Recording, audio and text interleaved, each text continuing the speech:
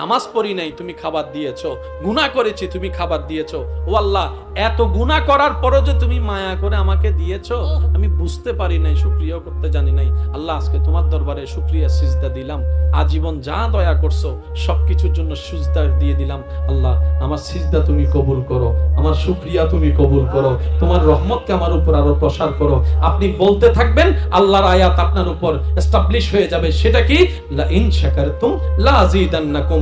আল্লাহ বলে, বান্দা অল্প পেয়ে শুকরিয়া যদি করো, সেটাকে বাড়িয়ে দেওয়ার দায়িত্ব আমি রব নিজেই নিয়ে নিলাম। মন খারাপ করবেন না। আপনি এখনই মনে মনে আল্লাহর কাছে তওবা করেন, আওয়াজও করার দরকার নাই।